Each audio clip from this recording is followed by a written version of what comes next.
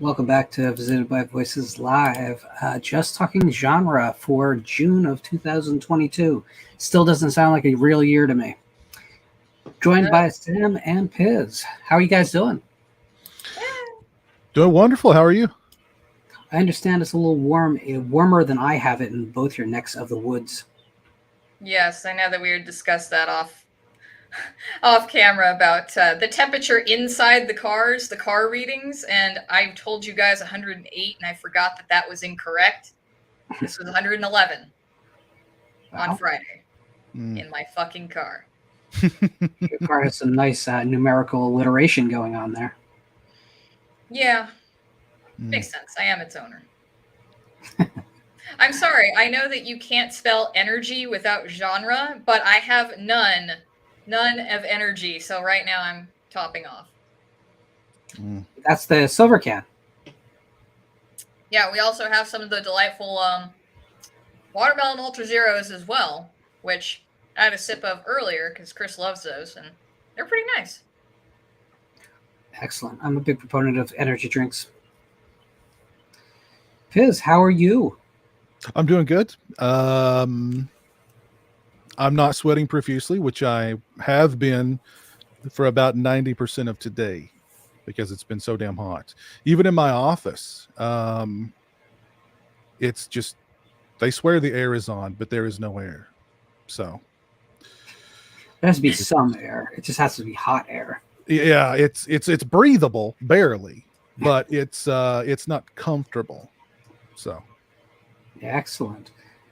So I want to thank everyone who's already joined us. There's a bunch of people out there in the chat. I see DJ Donnelly, our friend Dan Shine, Big T, Mike the Real Fifth Beetle out there, Slaughterport, Stone Gassman. The Stone is out there. Joe Bob Tarheel, Mike Vanderhoff, Jeff Woods. We got the crew. And, of course, Dr. CZ Death, who must watch under penalty of ostracism from the household.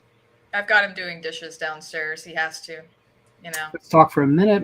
They're still filing in. That's excellent, guys. Thank you for spending your evening, or at least a part of it, with us. Just Talking Genre is the show where we don't really have a forum. We just talk about what you guys want us to talk about and what's on our minds. It's always a fun evening. As I always say, I always feel like going live with nothing planned is the most dangerous thing I could possibly do. But you guys always surprise me. You always keep the conversation going because you are the best community on the interwebs. Besides Sam's Angel Fire website, of course. Thank you. That's a great looking website. Three very dedicated followers that are not Chris. So before we start into the topics, I just want to point out that the dollar stores have your Satanic Panic censored slip-covered Blu-rays right now on sale. So hit up your Ollie's and your Big Lots and your Dollar Trees and pick up the Satanic Panic under the Panic name. It's a fun movie. It was one of those early Shudder originals, which isn't really an original. They really buy it at market, but whatever. I think this movie's a lot of fun. And you know how I feel about slipcovers, right? Rip it good. And you know what's really kind of sad about this? Is because they did have to change the title for the slipcover because Walmart were all afraid of offending that's right. America. I was going to say, why did they take out the Satanic? Because they were worried about the so Bible you have to take the word out, but you can keep in the pentagram. Yeah, and what's really frustrating is like the person who doesn't really follow horror movies at all, but buys this movie, they're going to pull up that slipcover, and underneath it is going to say Satanic Panic because the insert on the actual plastic cover is the regular art. It's just the slipcover. I wonder how many of those were returned to Walmart because someone was offended by the satanic part. I hope a whole lot. I would bet probably none, but we got to be careful. Yeah. Sorry, go ahead. I was thinking with a pentagram on the cover, it's most likely the right people got the film. I'm sure. Yeah. They were like, wait a minute, Rebecca Romaine Stamos is satanic now? I've got to watch that. But listen, I want to tell a story. Can I tell a story? Is it about Jack and Diane? A couple of About who?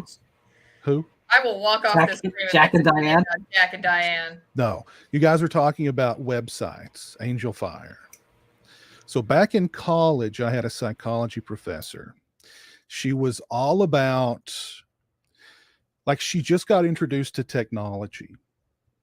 So everything with her was like this elaborate PowerPoint presentation or, just silly stuff like that. So her classes were 10 times longer than they should be, and she couldn't work it right. So she was always having to call the tech guy to come into class. And so, I mean, our class is it'd be a 50-minute class that would last for an hour and a half. And an hour of it would be her tinkering with the gear. Anywho, I figured out that if I made websites for my presentation, she loved that. Loved it. So I would whip up these really generic looking websites and just steal images from everybody else's website and put it on there. And she loved them. She loved them. I great score. She thought I was like this techie, super web, and it was all HTML. It looked like crap. This is early 2000s. This was Angel Fire, GeoCities days. But you had those frames going. You knew how to do frames, right? At one point, yes, I learned how to do frames in HTML. Yes. But so if you stole images from somebody else's website and put them on your website, if they knew what they were doing, it would change the image. Because they'd figure out you're leeching their bandwidth. Yes. But, yeah. Because you were linking the images, you weren't saving. Yeah. Exactly. So I get up in the morning. I'm getting ready. I've worked the night before to put this crappy little webpage together for her. Oh, no. And all of it is just stolen images. No. And thank God. I don't know why, but for some reason I said, let me run by the computer lab real quick and just double check to make sure all the links are good. Everything's good. I start scrolling down that page. One of those images had turned into a woman in a state of coitus with the pineapple. No. Lives under the sea. No. It was really hardcore. And there was a little caption on it that said, bandwidth thieves suck. So I quickly deleted, but if I had not stopped at the lab, at the computer lab that morning, I'd been scrolling down that page in front of the entire class, and they would have seen this horrendous image. And they would have known that you were a bandwidth thief. They would have. I don't know if they would have understood that. I know that the professor certainly wouldn't. She would have thought this was just a really bad prank, and it would have been quite an embarrassment. But what was the website about for the assignment? Because maybe that would have worked. You said psychology, right? It was psychology, yeah, but I don't remember. I did several of them for her. I just would whip them together, and she loved them because she thought, oh, this is a website. Wow. But yeah, oh my God. Yeah, that would have been very embarrassing. Very embarrassing. And that was the beginning of your life of crime? That started it, yeah. It all started with bandwidth. I was stealing bandwidth, yeah. Later on, it would be kidneys on the black market, but it started with just some JPEGs. That's right, exactly. And occasionally a GIF. Mm-hmm. Correct. All right, so we want to hit up a question from Dan. I'm not going to answer this properly because I never do, but what are your top 3 non-franchise kaiju films? Anything you guys love? That's not a part of the Godzilla or Gamera canon. I mean, I can't say King Kong because it's part of a franchise, It's but franchise. I mean, non-franchise. I mean, not. I say Colossal with Anne Hathaway still counts. She Sure. does turn into a kaiju. Sure. And it's during her alcoholic sleeping offs. So I mean, it's like it's a fun little movie. That's a fun movie. I agree. It's good. I can't think of any, to be honest. I'm drawing a complete blank. So I'm going to use this as an excuse to talk about something I love to talk about. So Alien 3, not a kaiju movie. Alien 3? Alien 3? Wow. He just carries that with him wherever he goes. Have like Alien 3 paraphernalia nearby in case you feel lightheaded, in case you get the vapors and you need a quick hit. What is this? Do you understand there's not much that warms my cold, dark heart? Alien 3 with its bleak nihilism. It's me as a film. And by the way, now I don't want to hear anyone bitch about Newt's autopsy anymore if you've seen the new Cronenberg film. Okay? So stop. But I want to talk about Pulgasari, the North Korean Godzilla ripoff. If you haven't seen this movie, it has one of the most fascinating histories. North Korea decided they needed a giant monster film to compete with Godzilla because they didn't get like legit releases of movies, and so they only had pretty much their own cinema. So they decided they needed to make a giant monster movie, but they had no idea how to make it. So they straight up kidnapped a director and forced him to make a giant monster movie, and the result is Pulgasari. It's a weird political statement. It is a part spy thriller, and yeah, there's a big goofy looking monster stepping on a cardboard city. It is one of the strangest things you'll ever see. It is kind of boring at the same time. It's one of the strangest things you'll ever see, but it's literally a film that was made by, threatening a director that they're going to kill his family and he'll never see them again. So. Wow, what was that? Kim Jong-il? No, it unfortunately was, I believe, his dad. But I almost got it. Yeah. But, and I guess Dan was looking for lists tonight. Which what are some of your all-time favorite Spanish horror films? Now we know how Dan answers this question, because Tombs of the Blind Dead is one of his absolute favorites. And I do like that whole series. I think Ghost Galleon is the one I like the most. I know it's not a popular choice, but it's just such a weird and, again, a little bit darker mentality. Less rapey than the others, too. That's a series that has a lot of rapey stuff in it. Yeah. Any Spanish that you love? I mean, there were two that came immediately to mind. One was Pieces, and the other was Tombs. Yeah. Well, I mean, I haven't seen a lot as far as Spanish horror films go. Are we talking Spanish language or from Spain? Or yes? So from Spain is how I read the question. Because if we're going to do Mexican, then I have a whole different answer. Yeah. I love the 1930s and 40s ghost dramas out of Mexico. I love them. Yeah. I mean, what was it? I want to say, was it Mama that was from 2013 with Javier Botet? That's Spanish, isn't it? It is. It's a Spanish-American co-production. Oh, okay. Yep. But you almost have to count that because the Spanish film industry is so embedded with both the German industry and even the Dutch industry for financing and talent that you almost have to. Yeah. I enjoyed it. Does Don't Panic count? You mean the other Game Over? Sure. Okay. Yeah, I guess I'd have to, right? So if I can count Don't Panic, I'm going to add Don't Panic to the list because that's just an incredible film. My favorite Spanish horror film is actually something fairly recent, which people are not expecting from me, but I love The Orphanage. I think The Orphanage... I did not put that on screen. I think The Orphanage is really, really smart horror. At the same time, it really hits all those bass notes that you need a good ghost film to hit. A lot of people prefer Devil's Backbone to it, and there's things I love about Devil's Backbone, but Orphanage to me just is. It's the film that every time I see like a Blumhouse attempt at a haunted house film, I see that they're trying to get there, but they don't even know how to turn the flashlight on to find their way. I think that movie's a masterpiece. I prefer The Orphanage too. Devil's Backbone's great, but I prefer The Orphanage too. Yeah, I haven't seen The Orphanage, so I've seen Devil's Backbone though.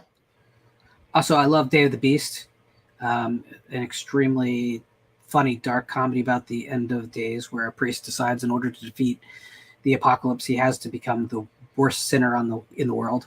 It's a great flick. And Horror Rises from the Tomb, the great Paul Naschy flick, pretty much the proper beginning of the franchise.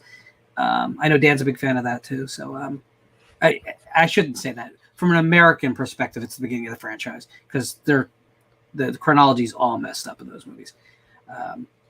But you really can't go wrong with any of the Paul Naschy werewolf flicks. So, Dan, I hope that answered your question at least a little bit.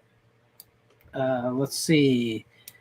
Our friend Slaughterport is out there. He is currently, I believe we're currently tied, or he's one ahead in this contest with us. So good luck, sir. Stone is saying all hail VBV. Thank you, Stone. Encyclopedia Stonanica? Stonanica. I don't know. Yeah, if you guys ever want to see, if you guys ever want to do, watch-alongs, go and check out Stone's, because he knows all the information about all the movies, and it's, it's amazing. You will learn so much.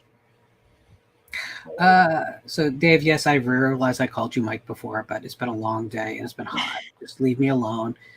Jersey represent. Let's see. Here's something we do need to talk about. Oh, no. So wait. If you rewind a few weeks, no. There was a conversation on Region Free about the worst remake of the remake cycle, and I said The Fog. You can go look back at the tape and watch. There is zero chance I'm not right about that, right? Yeah. I mean, it's really bad. It's not just that it's bad, but I mean, it's just so off the mark. Yeah, but it's off the mark in such a huge way, and then it's very glossy, and they've got comedic relief, and they try to shoehorn in this romance angle, and it's Jesus, and the ending of it, my God, it's like they tried to make it as horrible as they could. You know what? It's a really good double feature with. Not that anyone should do this double feature ever, but The Haunting remake. In the same way the Haunting remake fucks up everything about the original, it does to The Fog as well. I mean, even the cartoony ghosts and all that crap. It's bad. I haven't seen it since theaters, and I never intend to change that. A lot of people when I did the Nightmare on Elm Street review, and then this one, a lot of people say no, Prom Night is the worst. I saw Prom Night in the theater when it first came out. I don't remember a thing about it. I think it was so bad I blocked it out.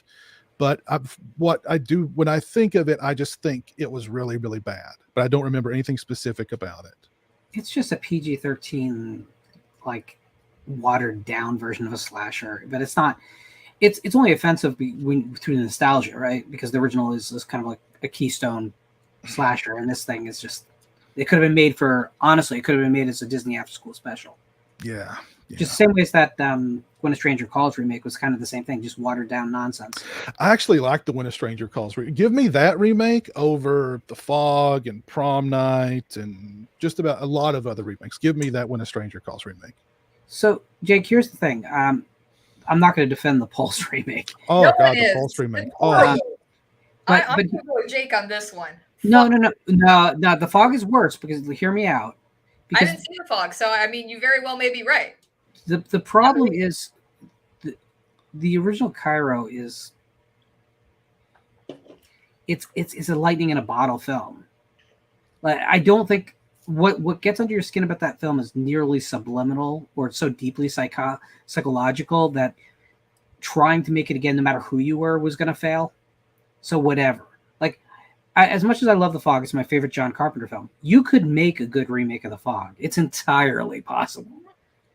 I don't think you could make a good remake of Cairo. I just don't think you could. So that's my slight defense of that movie. I never want to see it again, but that's my slight defense. The One Missed Call might be worse.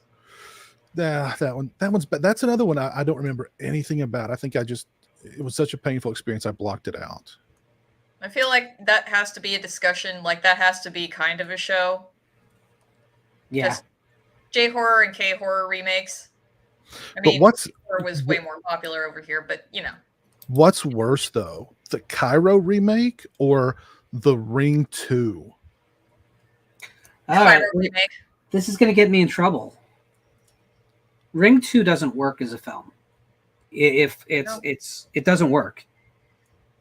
But at least it's not stumbling over successful material like the first film. It's like the Ring remake is just it fumbles all the strong stuff from the original, and that annoyed me worse because again, my perspective was I already was deeply in love with the original film when I saw the remake, which is not everyone's experience. But 2 doesn't work. But there's moments where I go, okay, I get what they're going for. It's not great. It's not. But to me, at least it was trying to do something with what was on the page. I don't know. I don't think any of those American Ring films are really worth watching, honestly.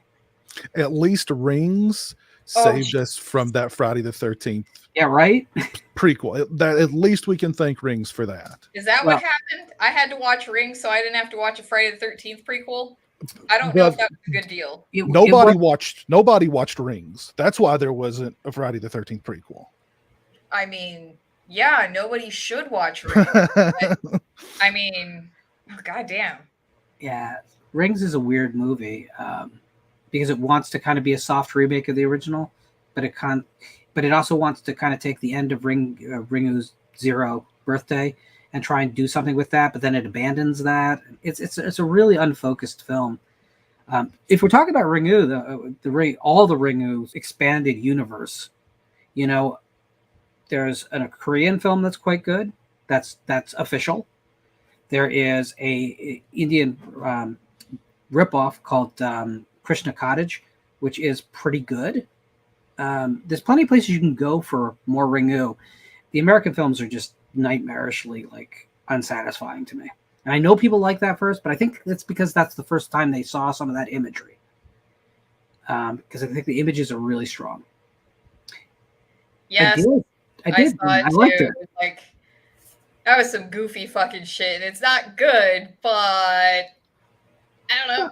It's fine. I had fun with it. I was expecting way worse. I was too. But I'm always Team Kayako in these things, so. No, Sadako all the way. Sadako's fine. I don't know. I feel like Ringu is like the Coke and Juan is the Pepsi, and for some reason I'm Team Pepsi, which normally I wouldn't. I prefer Coke to Pepsi. But then every now and then, RC Cola, which is just dark water, pops up in conversation. I'm an RC guy, so I just had the RC berries and creams limited edition flavor. I just had. And very interesting. It's black raspberry, tart cherry, and passion fruit. Ooh, I love passion fruit. First sip, you're not sure. You're like, this might be, but then as you drink the can, it's pretty good. It is an exclusive to Dollar General at the moment, I believe. So if you want yours, that's where you have to get it. I really want to try the Mountain Dew, the blackberry and the citrus in it. The one that's only available at Buffalo Wild Wings. I keep seeing all these goddamn ads for. I'm like, Jesus, I want wings so badly. I just want to go try that soda. Pepper Dian asks, have you guys seen Crimes of the Future yet? I have. I have not. It's looking like I'm going to have to wait until VOD. For me, it's going to be travel to see it. And I think my window's closed at this point, too. So I missed it. I can't honestly. It's like fucking gas is ridiculous, and just the idea, it's bad enough that it's crazy going to the movies, but now it's like Jesus, gas is Yeah. fucking crazy. I'm like, I need that to live.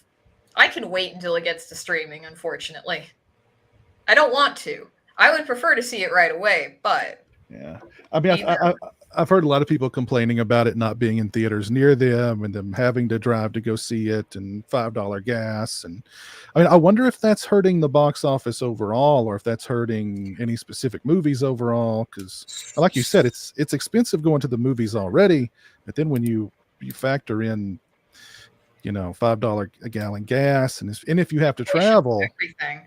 yeah, geez. So Crimes of the Future right now, I just pulled it up for myself, is sitting at $2 million in box office receipts. But here's the thing. So Everything Everywhere All at Once from A24 is at $63 million. Huh.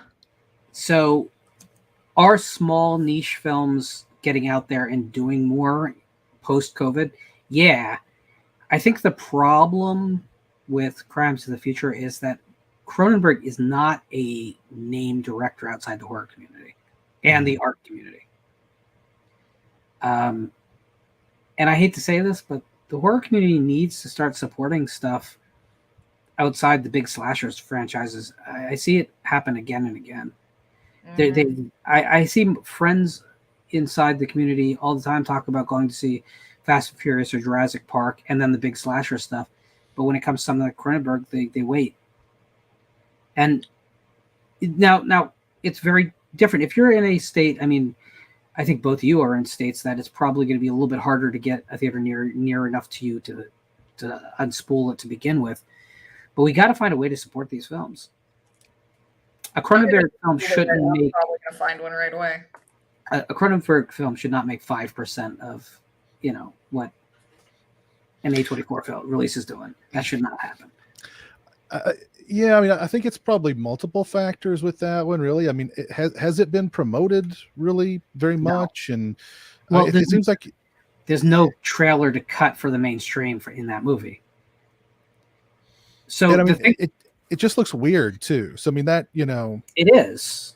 So it's very much a sequel to. It's a combined sequel of 3 Cronenberg projects, very obviously. Although there's a little tinge of The Fly in there as well, but it is most directly a sequel to Existence in concept and in look. So it has that slightly cheap future sci-fi imagery throughout the whole film that movie has. Now, if you like that look, cool. Obviously, that kind of builds on Naked Lunch a little bit too. But there's a ton of The Brood in it, which is very welcome to me. And there is unbelievably a ton of dead ringers in it. Do you remember Jeremy Irons sitting in that window, working the blinds and saying, "It's the women out there. It's the women. They're changing." And he goes through this spiel about how women are changing their biology and growing new organs. That's this movie. Well, see, I was explaining it to my girlfriend because we saw the trailer before some other movie I don't remember, and I was like, I really want to see that, and she was like, I don't know, I don't know. And I said, but it's about a future where surgery is the new sex. Just tell her men can have vaginas, like chest vaginas, and they do. I had to specify because it's like, wait a second, Cronenberg, well, chest vaginas. So it wasn't going to be like a big hit, that's for sure. But right. But he's a legendary director who's still making legitimately quality films. And I mean, he's got a good cast in it too. Kristen Stewart is an Oscar nominee, and Viggo Mortensen. It's really solid. I was very happy to see a bunch of much for America lesser known, but in Canada actually pretty good. Well-known actors in bit roles. It's kind of like what he did with Scanners, whereas he mixed the cast so that you'd get kind of his personality is still there, which I guess I do hear the criticism. I love Dead Ringers, but a lot of people I know are kind of colder on it. Um, Dead Ringers doesn't have as much of that casting and as much of that voice. So he does it in other ways. But I love that movie, but I know a lot of people don't, especially in the genre. I like Dead Ringers a lot. It's been a long time since I've seen it. It's been a while since I last saw it, but I like it a lot. All right, I got to bring this up. This is going to change the context, but I think Mike has a brilliant line here. He says, if Lauren is Alien 3, then Garrett is Aliens. This is correct. I'm definitely the alien resurrection here. I'm the one no one takes seriously.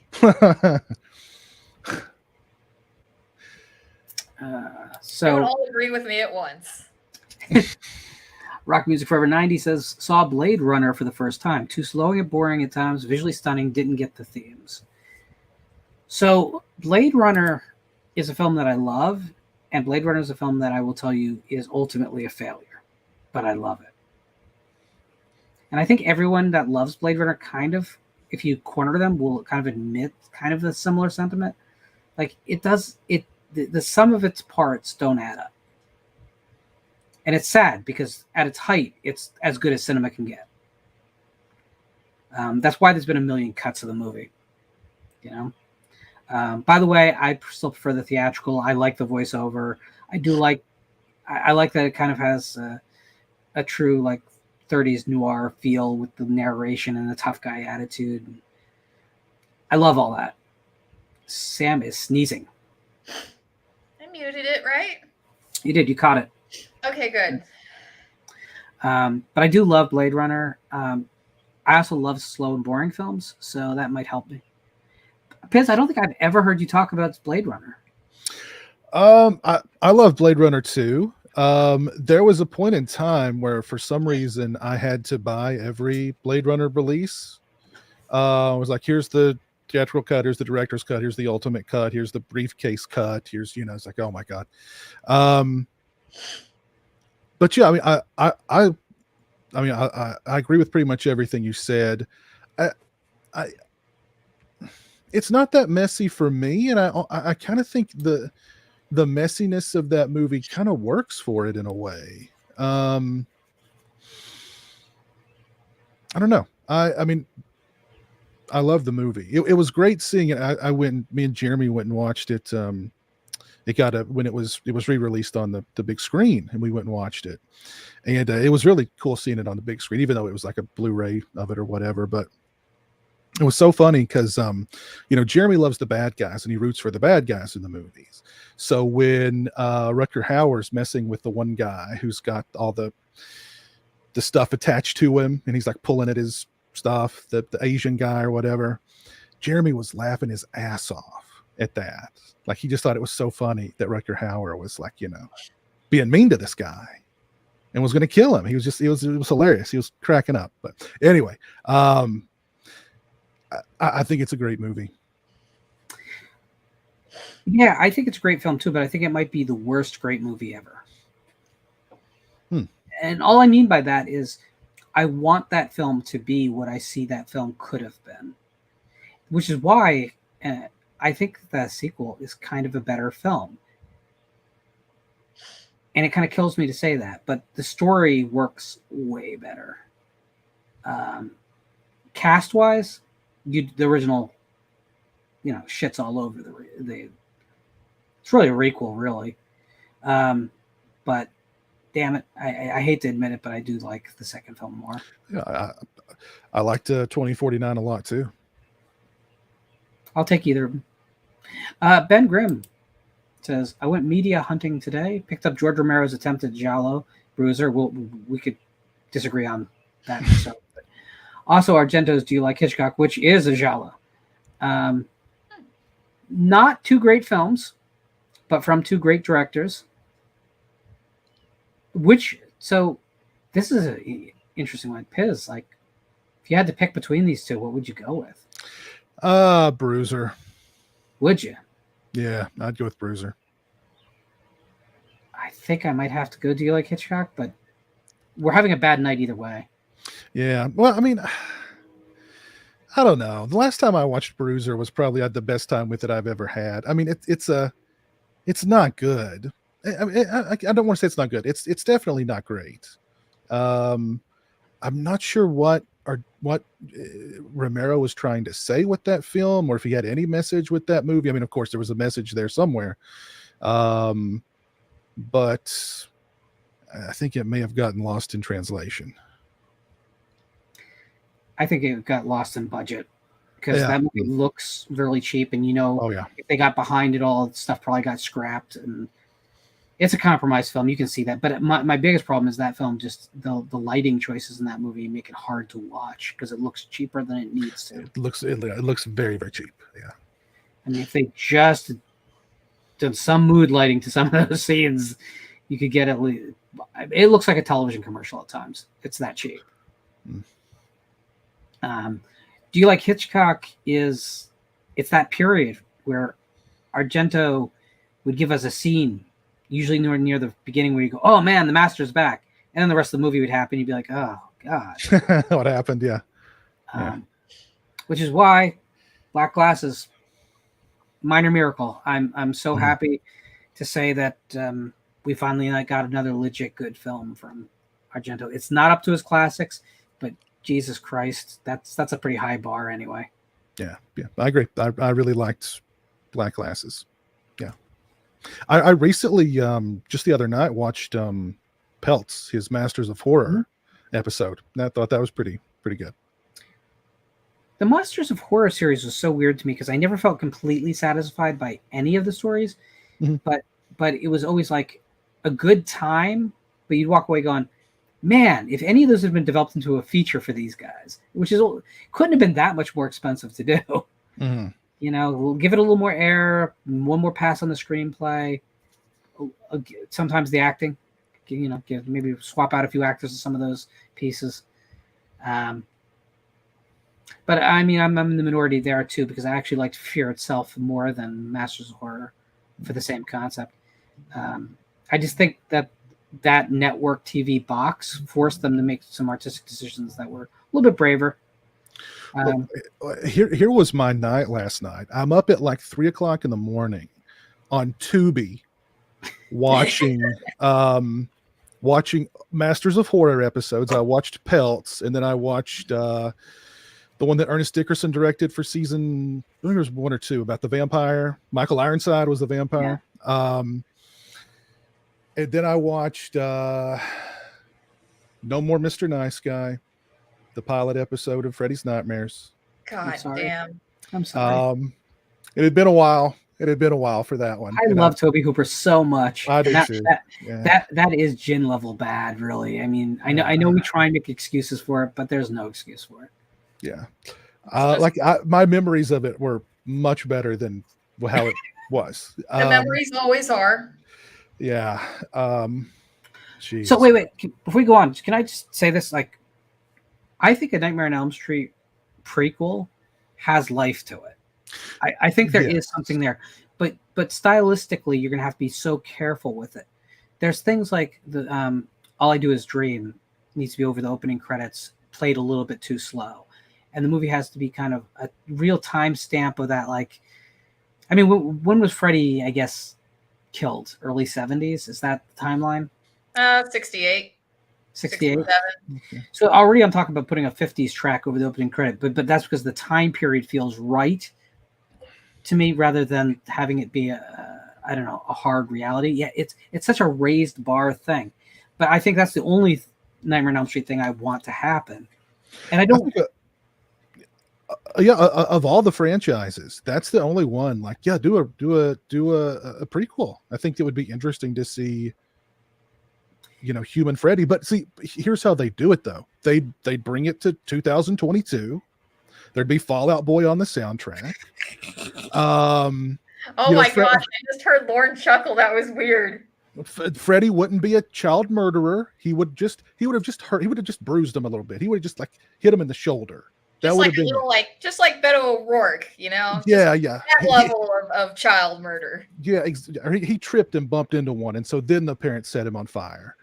So that's the prequel that would happen today with Freddy. So what I think would be fascinating would be if you have this story about Freddy. He's barely on the grips of reality. He is an alcoholic, a drug user. He's trying to just hold his life together, and yeah, he has these impulses to go kill children, and you make it a real character study. But here's the magic of it: Freddy's having nightmares, and you create kind of a lineage, like he inherited this from the one before him. Well, yes, because we have dream demons. So no, the dream demons sucked. They're gone.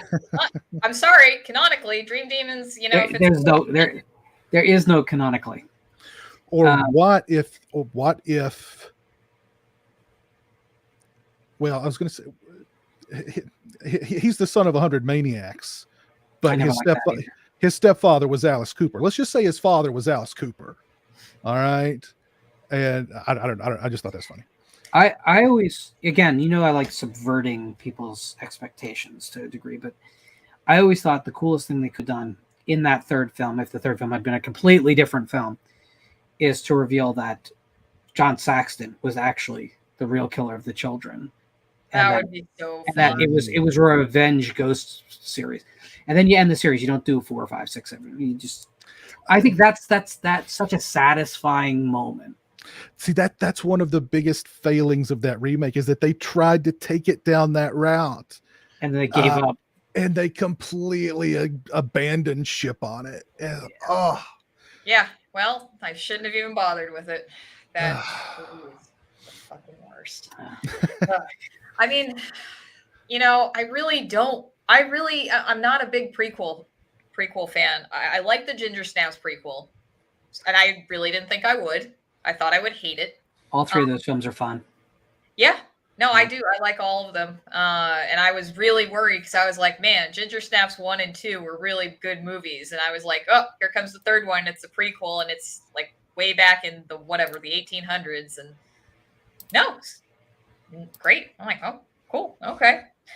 I just don't know if I really want a prequel to Freddy. I'm just like, that's fine, I guess. I mean, you can do it. It's doable. It's doable, and it can be done well. It's an goal. That's fine. Do you want a reboot? Do you want? Of course not. Okay. I want it to stay in canon.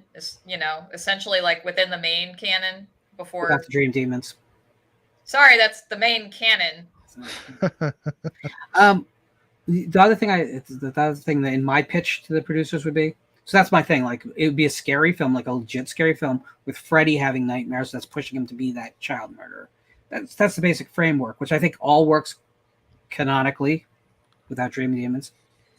And then, but the big thing is, at the same time, he's this alcoholic drug user. He's doing these part-time jobs. He's working at a school as a janitor. He's trying to be a stand-up comedian, but he's painfully unfunny. It doesn't work. He's going on stage, and you can see it's fucking with him because he's not getting the results he wants. Wait, is this just turning into Joker? Well, sort of. But here's the thing: it's like that would justify all those bad one-liners for the whole series. Yeah, I mean, but some people also just make bad jokes without trying to be stand-up comedians because it's like their thing. But I just see like a local dive bar open mic situation. He gets up on that stage. They're throwing shit at him because it's not funny. Like, okay. And maybe he has one joke that goes over a line and seems like almost like, borderline.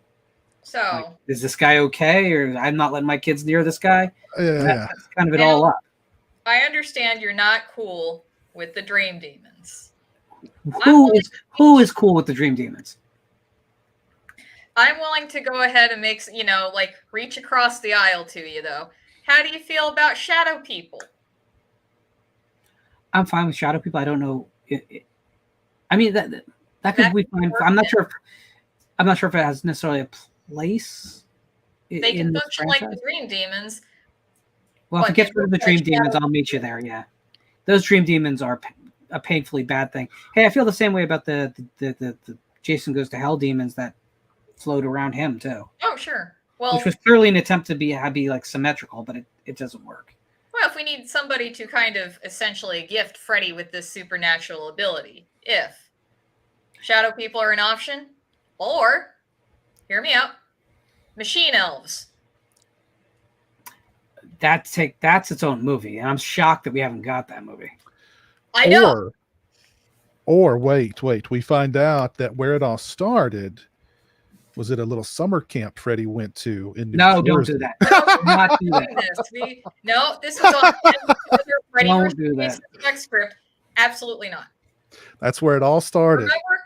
Does everybody remember the fan favorite of like Freddie was a counselor who raped Jason's mom and he's actually Jason's dad? Holy shit. I don't need terrible timeline aside, that person should never be allowed near a pen, pencil, or keyboard. I know. Wow. Okay, so we have a real question. No, we don't. Oh. Stone asks, do you guys think that the Black Phone will be a game changer for Blumhouse, both critically and or artistically?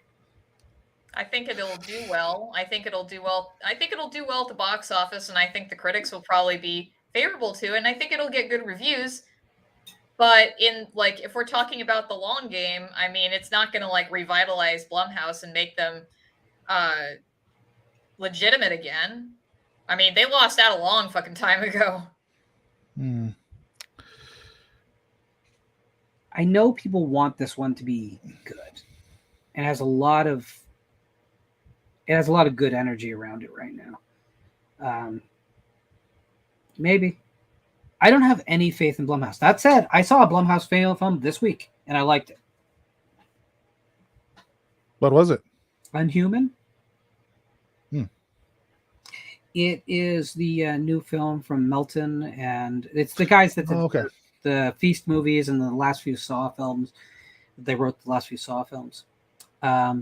It's a crazy film. It doesn't really work if you want an airtight plot. No, but it sets itself up as goofy fun from the beginning. It's more like the Feast sequels in tone. Although it's not that. It's ostensibly a zombie movie. I've never even heard of it. Is Blumhouse just dumping it on what's it not getting promoted? Yeah, I think pretty much it's about to get dumped to a streaming service somewhere. But I had a lot of fun with it. It's a kind of kooky movie, and it doesn't feel like the typical Blum nonsense. And it also is pretty self-aware about Blum's social agenda reputation. The funniest dialogue of the film is when a character says, after they've hit something on the road and blood has covered the windshield, they get into a car accident. The bus goes into a ditch because they got in an accident. And the teacher that's in charge says, "Let's just hope that was a racist, so we don't have to feel bad about it." And so it's kind of it's very aware that they got to have fun with it. And I thought it was a fun movie. The cast is really good. It's young people, and they're all really good, which is nice. I mean, young people, they're 38-year-olds playing 12 or something. I don't know, but I do that every day. Yeah, but I enjoyed it. So I'm up for a good Blumhouse film. The Hunt was one of the best films of its year, so it can happen. Mm-hmm. But their batting average is so bad to me. Yeah, that's the thing. And statistically, it's just, God, you guys fucking just piss me off every time I have to go sit through one of your movies. Yeah, I don't know. I mean, I hope the Black Phone is good. I like Scott Derrickson. I like Ethan Hawke. I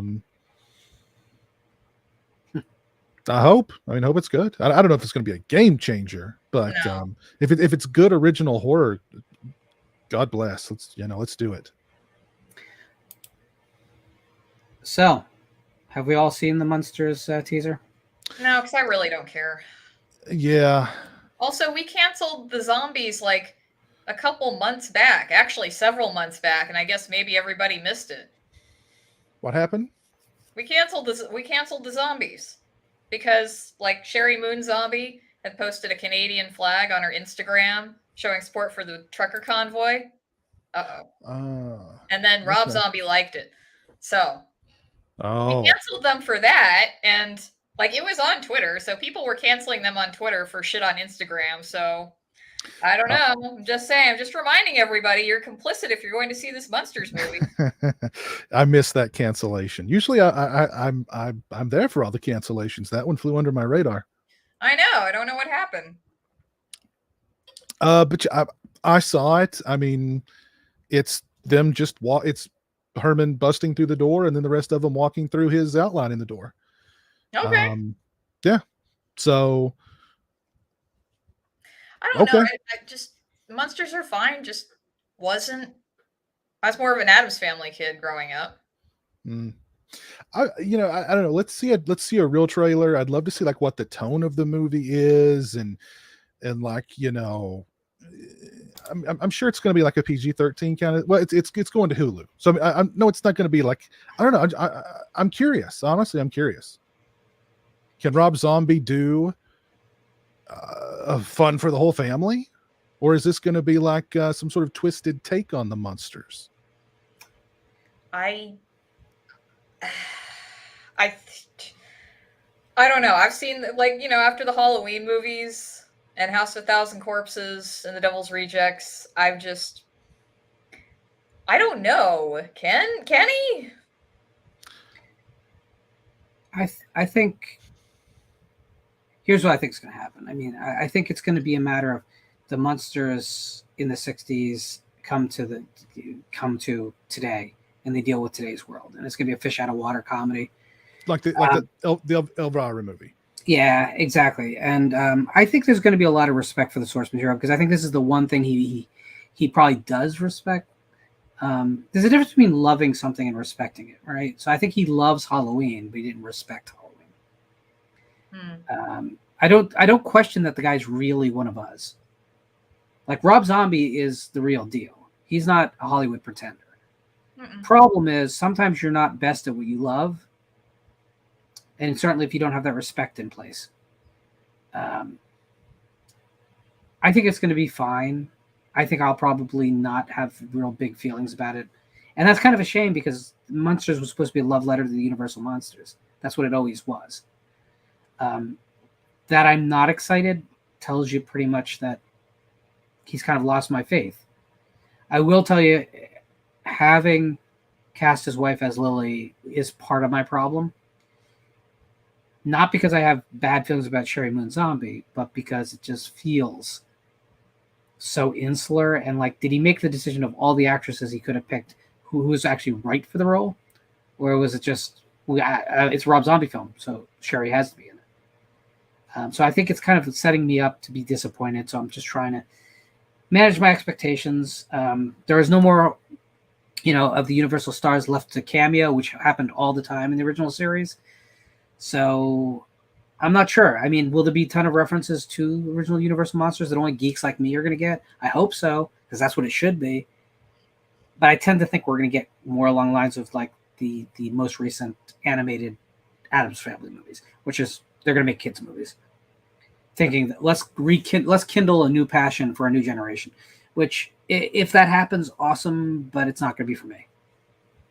Speaking of Addams Family, I think I'm actually going to be more interested in the Addams Family series than I am going to be in this Munsters movie. Because, I mean, yes, I know Jenna Ortega is the it darling right now, and she's fine, I mean, she's all right. She's a good actress. I really love Luis Guzman, though. So I will watch anything, especially something like Addams Family, that gets Luis Guzman a check, because he's the best. And Catherine Zeta-Jones, yeah, sure, she can play Morticia. That's fine. That actually I sign on to. Yeah. But that's what I'm talking about. Like, when you think Lily Munster, there's plenty of actresses that would be exactly that. Who would you cast as Lily? Yeah. What do you think? If you were casting this, who are you choosing? Who are you casting for Lily? I'm just curious. I think there's a lot of opportunity for a lot. I mean, no pun intended, but Lily Evangeline would be a good choice. Ooh. You want someone who can do awkward, but maternal, but also kind of old Hollywood. So that's the key here. Got to answer a side question. Piz, did you get your say on this? On who should be cast as Lily? No, just in general. I mean, I had to deal with a cat situation, so I mean, I'm just curious, like what is the tone going to be, and I want to see like a real trailer. Like, what's the tone going to be? Is it going to be the Elvira movie just with the Munsters in it? Are they going to? I mean, because you mentioned it. Rob Zombie respects the Munsters. When he did that Cribs episode on MTV, he had Munsters crap everywhere. So, is he going to be throwing in there those, like you said, those little Munsters inside jokes and stuff, or what's going to happen? If it was just another Rob Zombie movie, I wouldn't care. But since it's the Munsters, I'm kind of interested. So the most important question of the night comes from Holiday Styles. Alien 3 assembly cut or original version? That's not an easy thing. I knew this discussion would eventually occur this year. Yeah. 30th anniversary and all. So I think the original theatrical cut has a real economy to it that in some ways helps the movie. But the assembly cut has so much more depth and meaning, and I get to spend longer in that world. So I think they both work. I think, gun to my head, I'll go with the assembly cut. But I gotta say, there's stuff in theatrical that you lose that's pretty awesome. And again, for the people who want that really, really, really dark Alien movie, because it's darker than the original. Mm-hmm. For the people who want that, and they don't want the action film, and they don't want the jokey cartoon, which, don't get me wrong, everyone gets their Alien movie.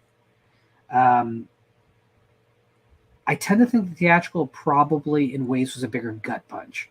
But if you love that world and you love that film, the assembly cut is the way to go. So it's kind of like, I'm glad I saw them in the order I saw them. I'm glad they were released in the order that I would I like them to go back and hate to say this because it sounds like sacrilege, but fix some of the special effects in either version.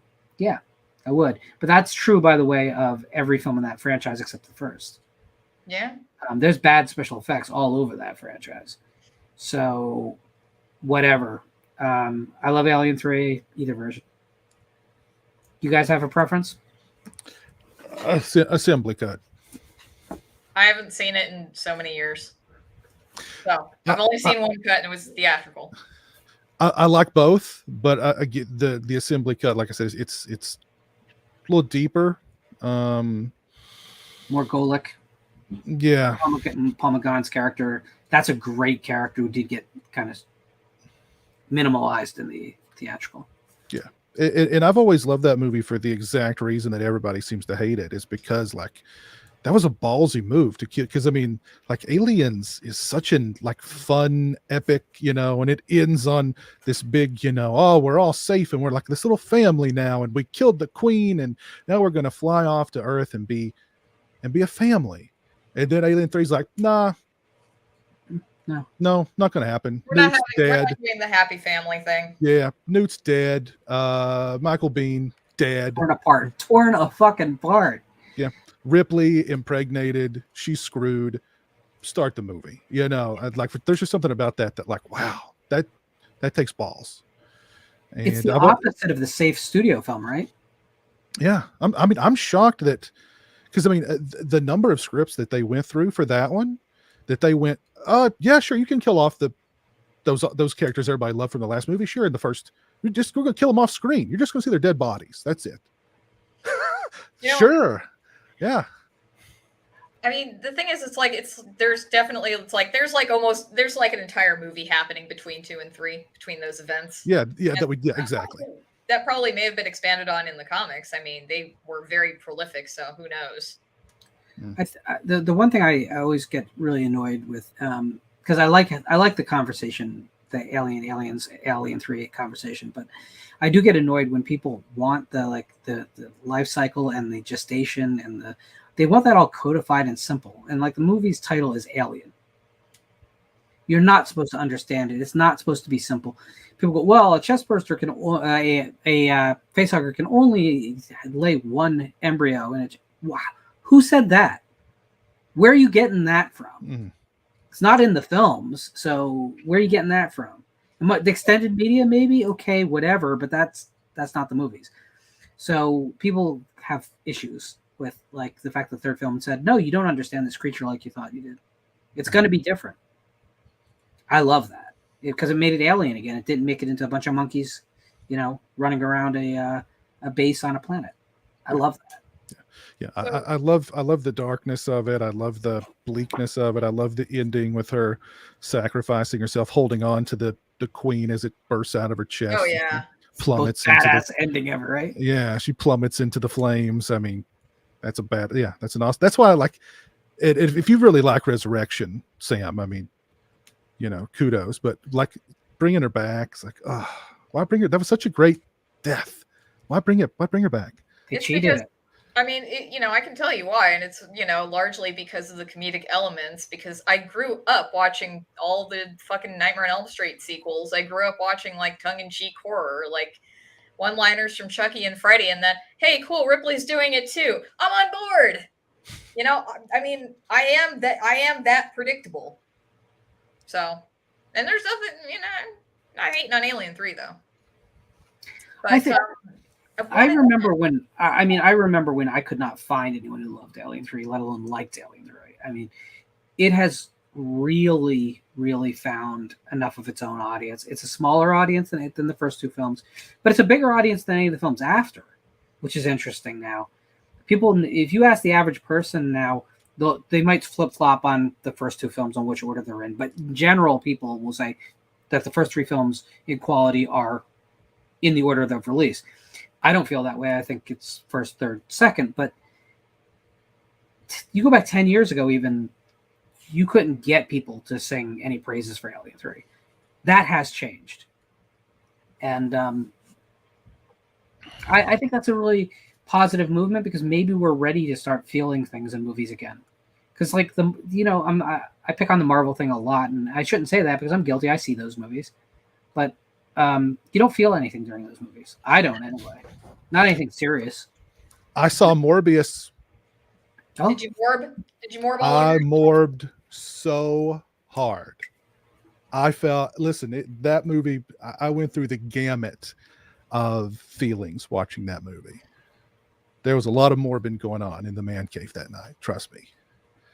That movie. But I gotta tell you, I had a freaking blast watching that movie. I loved every second of it. Not for the right reasons, but I had a blast watching that movie. The internet set you up for it. I think it kind of did. So, and this gets to what I wanted to talk about tonight. See, that's exactly what. That's exactly how I made it. What is it that you want to talk about, Lauren? So I saw that Jurassic Park movie, Jurassic World, right, this weekend. I don't want to discuss the movie at all, except to say that I appreciate on the sixth film that they changed up the structure of the movie, which is incredibly brave. It's not just a carbon copy of the previous films. It doesn't completely work, but you know what? Sorry, I have to interrupt this. Alien 3 was the most fun. The most fun. All right, Jess. I see you. What about fun? Well, we'll have that discussion later. I'm thinking he has a stack of Mad Libs that he's filled out incorrectly. Oh my God, Alien 3 Mad Libs. Oh my God, I'm there. Oh my gosh, I need to find a Mad Lib creator immediately. But the movie is getting bashed by critics really, really hard. And it's getting bashed by a lot of fans of the franchise pretty hard. Not as hard as the critics, but here's the thing. I can't help but think that people made their decision that this was going to be something they wanted to hate on.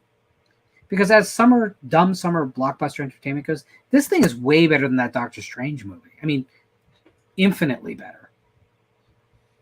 But that thing people wanted to like. And you could see people kind of grasping to try and say, but it's Raimi. We have to find something nice to say. You don't have to. We got to stop that mindset. Either let's just watch a movie. If it takes you a place and makes you feel things and you're invested, then it's good. Yeah, if it doesn't, stop. But I think the biggest thing we face as fans is we got to get out of our heads about what's going to be cool to like or dislike. I mean, we just had a conversation about Alien 3, for Christ's sake, right? It's visited by voices. Yeah. Who could have started such a conversation? Why would we ever talk about Alien 3 on this channel? Right.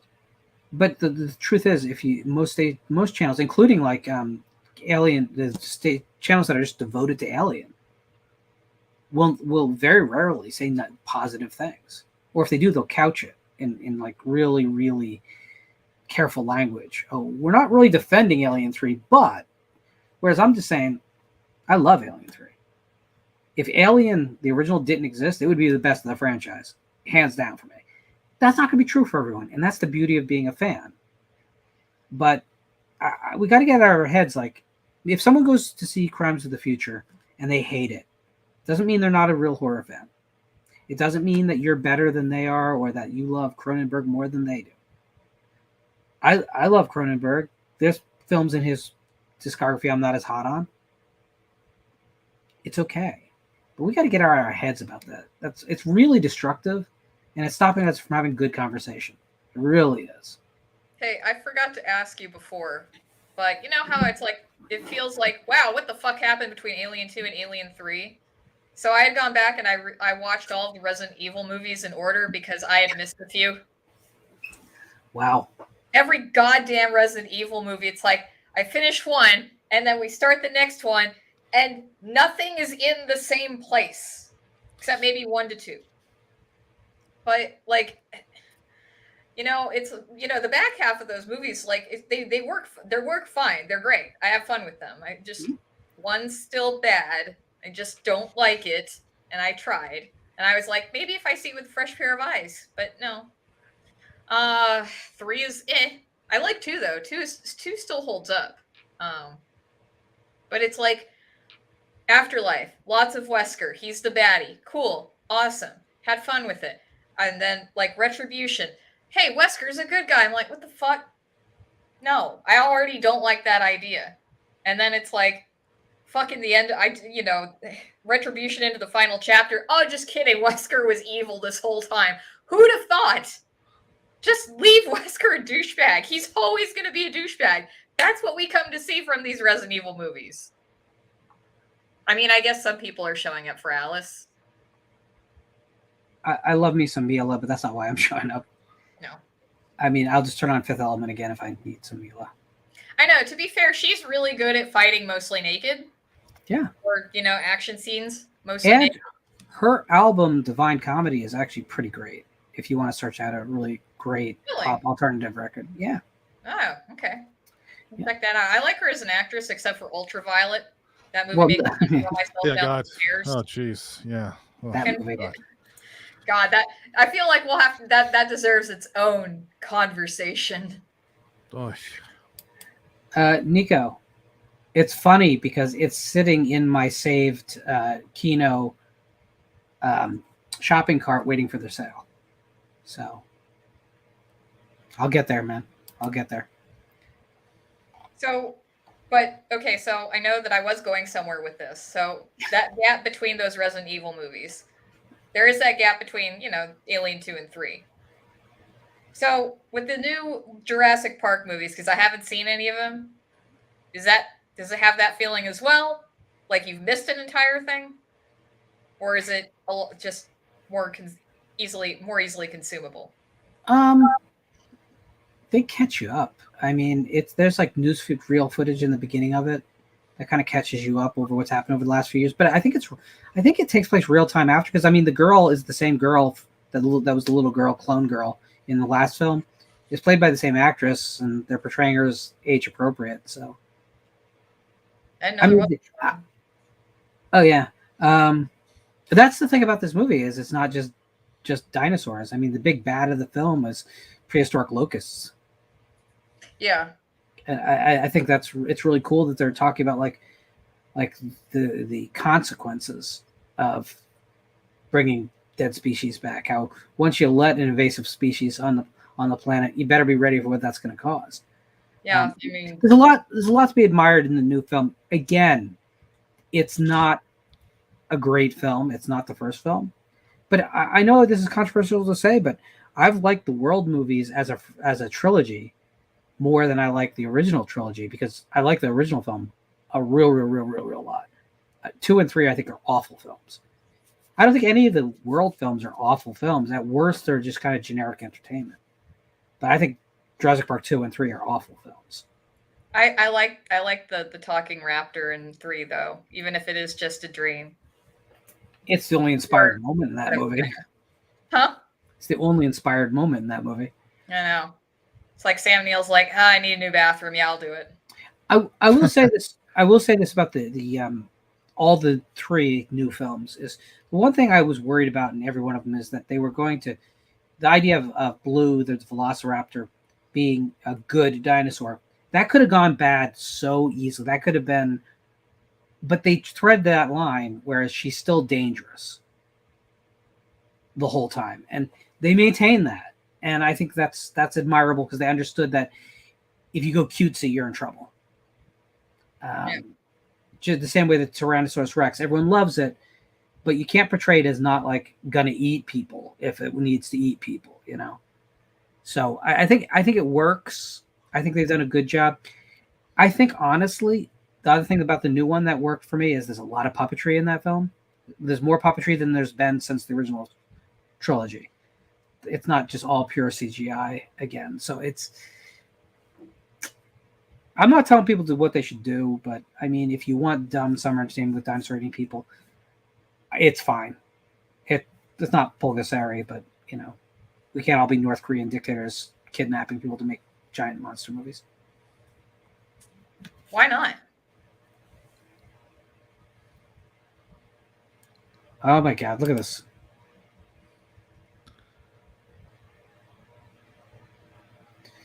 It's going to be slicker than cum on a gold tooth. Wow. That was a very, very, very specific metaphor. Wow. Yeah. Wow. I'm going to be thinking about that one for. You're welcome. Piz, did you see the new Resident Evil movie? You mean Jurassic Park or Resident Evil? Resident Evil. Raccoon City. I didn't see Raccoon City. No. I did. Yeah, you were like, huh? Okay, it's all right. Yeah, it's all right. It wants to be a horror movie, which is kind of nice because it's not trying to be an action film. It CGI does go like DC wonky at the end, whereas like you're like, oh, that's a bunch of CGI things going on. But nah, I mean the only the some of the fan service for video game fans is kind of obnoxious, but other than that, it's fine. And I was shocked because when that movie came out, no one paid attention to it coming out. No one went to see it. No. Yeah. So I was just looking to see if you guys had any feelings, but once it hits one of the streaming services that I'm subscribed to, then I can give you an idea. But yeah, right now I'm not gonna be paying extra for it yet. I tuned out of the Mila Jovovich Resident Evil movies after. I don't even remember. They made like 20 of those things, didn't they? I mean, I love Mila Jovovich, and I mean her wearing next to nothing and kicking zombies in the face. That's right up my alley. But at one point, I was just like, "That's too much. There's just too much.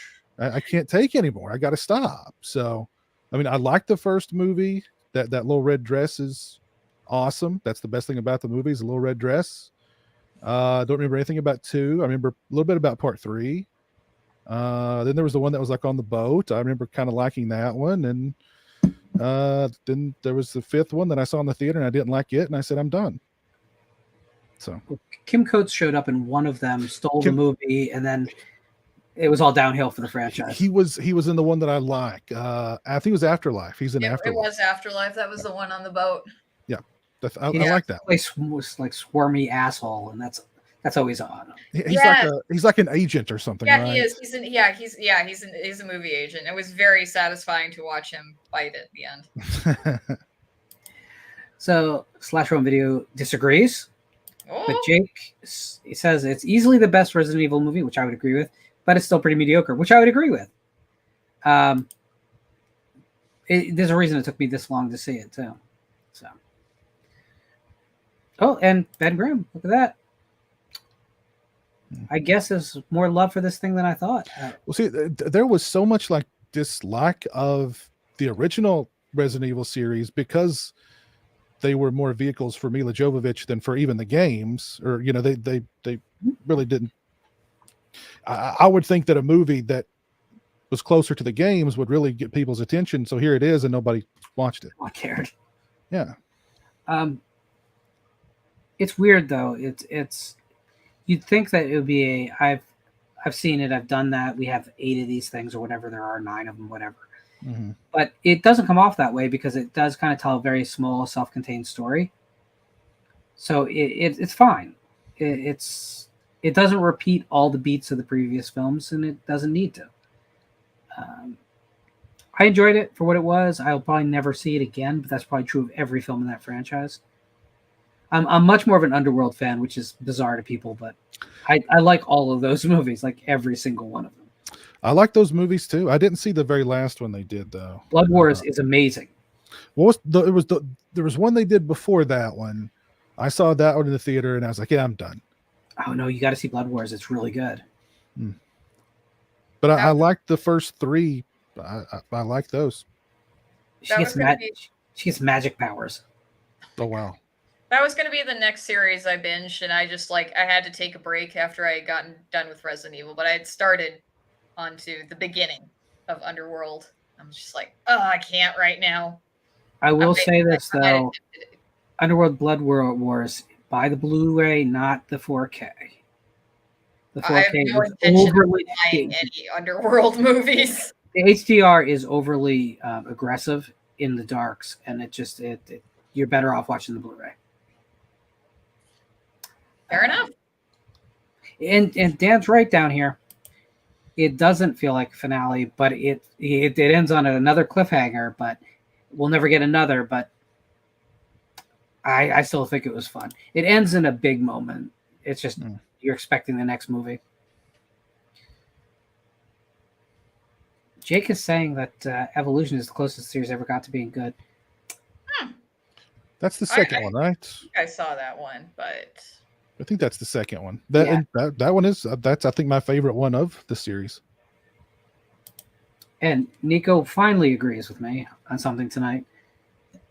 So I guess it looks like universally Underworld is kicking Resident Evil's ass tonight in the chat. Whatever, Team Wesker, but only Sean Roberts. Sorry. Let's do a crossover. Let's do an Underworld. That was a thing that was supposed to happen. That should have happened. I mean, could you imagine Kate Beckinsale and Mila Jovovich? Oh, absolutely. That would be, I would be fine with this. Well, they were attached also to that Expendables project too. That never happened. Not with no, you guys have to think of a better name than Expendables. You can't make a pun out of everything. Jesus Christ. At least they were rumored to be involved. I mean, I guess we never saw officially anything, but they were. I guess Sigourney Weaver would be like the top head of the agency or whatever. Yep. Gotta get Sigourney in there. Gotta have Linda Hamilton in there somewhere. Oh yeah. After that last Terminator film, I don't know if you want. Yeah, that's true. But yeah, those two, and I don't know. Michelle Rodriguez has got to be in there somewhere too. I guess. Yeah. It's never gonna happen now, but. I don't know. Anyway, anything you guys wanted to throw out there at the audience, or any last questions from the chat before we go? Nothing that I can think of. I don't understand that. Anyone want to help me? The gopher fighting werewolves would rock. The gopher fighting. Previous chat. Oh, Caddyshack Underworld crossover. Okay. All right. Yeah. Christian, thanks for tuning in from work. Appreciate that. I feel you. I want to discuss briefly the movie Threads, because that movie has scarred me for the rest of my life. If you've not seen Threads, it's on Shudder. I've heard about it for a long time. For some reason, the other night it was one of those. It's 2:00 in the morning. I'm going to watch Threads. Oh, you need something feel good to go to bed to. Yeah, I wanted something feel good to go to bed to. And oh my God, that movie! I was shocked that was like a television movie. Oh, man, that was like just oh my God. Like I don't even want to tell you what it's about. Just go watch it. It's so. If the day after made you feel too warm and fuzzy, and you're looking for something a little darker, Threads is the movie. Yes, Threads is punishing. Yes, Jeff Woods, you're correct. Threads is punishing. Boy, nuclear apocalypse. Mm-hmm. It's And more than just nuclear apocalypse, though. oh, it's yes. It's What happens is if you manage to survive it. Does your world get better or worse? yes? I never want to survive I don't want to survive a nuke. I want to be killed immediately because actually, like, surviving it is the worst pain you can experience. I've been to Hiroshima. It's terrifying. Listen, the tagline for that film should have been "The lucky ones died first," because the what was it? Sheffield, England. The post nuke Sheffield, England. It's brilliantly captured in the film. Like you imagine, like they could have done this, like, I don't know, like found footage or something, and people would have thought it was, I don't know. It was so good. It felt so authentic. It was like, if this really happened, this is what the world would be. And it probably would be. Geez, just so bleak and If you ever needed to see a lot of real dead dog footage, that's in the movie too. Oh God. It is a brutal one. I happy to own it on Blu-ray. I can't imagine. Geez. Yeah, so it premiered on the BBC. I think they said in October of 84. And then in January it premiered on TBS in the US. So can you just imagine people watching that going like, what the hell? How can this be on television? It was a big tape trader title, like whereas because it was functionally unavailable for quite a while, but people in that illegal tape trading bootleg market, that's where I had my copy from. Yeah, and I mean that movie on a 7th generation VHS dub is even more fucked up. Oh God, I bet. Yeah, holy crap. Yeah. Oh, and like one of the brilliant things about that film is like all it has to do is refer to certain things that happen in the film, and it's 10 times more brutal and shocking than like if you actually watched what happened. Like there's 2 characters who were in a basement, and like they just go, oh yeah, there's a couple of bodies down there, they got their heads bashed in. You're like, oh shit. Yeah. Oh, like you didn't need to see that being bashed in, but like oh my God, like that's horrible. Or like there's another scene that's similar to that. But anyway, it's a phenomenal film, but definitely nothing that you want to watch in like a depressed state. That's for sure. No. Jake has will see your threads and he'll raise you. Men Behind the Sun. I've not seen that one. I don't know if I've seen that one. Let me look that one. So it's about a Japanese internment camp of Chinese dissidents, and very infamously, at the beginning of the film, a live cat is thrown into a vat of live rats, and the rats eat the cat alive. No. In what is very clearly real footage, but they've claimed it's fake for years. But they used to not claim it was real fake, but then when it became politically difficult, yeah, it's a rough movie. It's a rough movie. There's the woman who has her skin boiled off of her arms is that sequence is mighty painful. But that's again, I saw that on VCD as an import back in the day in the early horror conventions, and there was something about like seeing a really grainy off-market illegal print of the film that, wow. If you're watching a snuff film or something. Exactly. Yeah. Exactly. I mean, plot-wise, it's pretty much like an Ilsa film, but it's it's unremittingly bleak. So. Yeah. And yep, see, Dan agrees.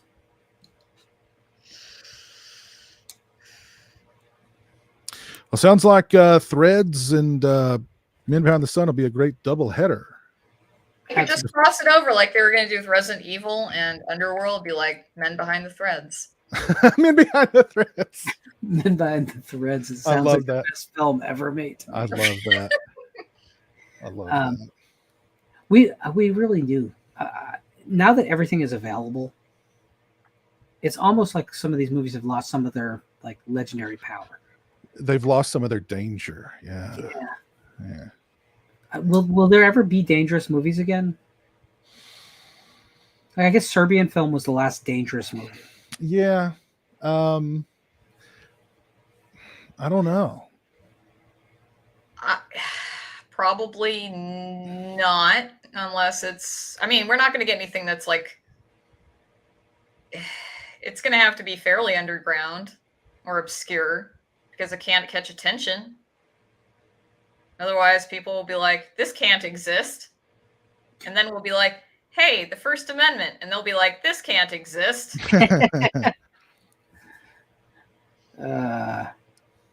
So this we'll end it with sort of new here. Just saw Game Over. It's good.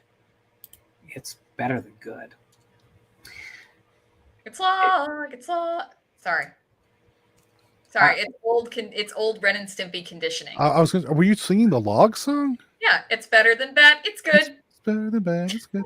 And you're all going to have that stuck in your head for the rest of the night. Thank you. I'm going to be thinking about that and about a gold tooth for some reason. Gold tooth. I've never seen any Ren and Stimpy. Oh, you missed out. It's like a horror. It's like a horror cartoon. Like I saw that under the age of 10. That was what I grew up on. I'm like, no wonder I have a warped sense of humor. Holy crap! Well, what's funny about that too is that they played it like it was part of that like they played Doug, which was super vanilla. Then they played Rugrats, which was like for little kids. And here's Ren and Stimpy. Yeah, just like it's like way off the rails. I mean, like Lauren. I mean, if you've never seen Ren and Stimpy, think of it. You know the concept. You've got. I know what it is. I know what the characters look like, but I've never. All right, Stimpy the dumb cat, but it's like Ren at one point gets pec implants, and it's pretty much early intro to Cronenberg here, but in a cartoon for children. And dude, I'm still kind of. It still makes me a little squeamish thinking about the pec implants episode. My favorite one is the rubber nipples episode, where they're salesmen. They're salesmen and they're selling rubber nipples, and they show up to this guy's house, and he's like, "Great, I can use them for as walrus protectors." And he pulls out his walrus, and the walrus goes, "Call the police." No. Oh God! Wow. Oh, good comedy. Good comedy. All right. Well, guys, an hour and a half of hearing us talk is probably enough for any mortal human. So I just want to say thanks for everyone that joined in and participated in that chat. It was moving pretty fast all night. I was playing catch up. Thank you, Sam, for helping me keep up with it, because you know that I'm incompetent. Listen, if Visited by Voices wins this horror YouTuber thing, God forbid, it's all credit to Sam. That's probably let's just throw that out there. Well, I mean, we can play Alien 3 Mad Libs to celebrate, or we can just play Alien 3 Mad Libs on the next Talking Genre. Dude, I'd be very comfortable with that. Yeah. So when you receive the award, Lauren, or whoever, you need to send it to Sam. Is there an actual trophy? Dan, No, we're gonna need a trophy. Yes.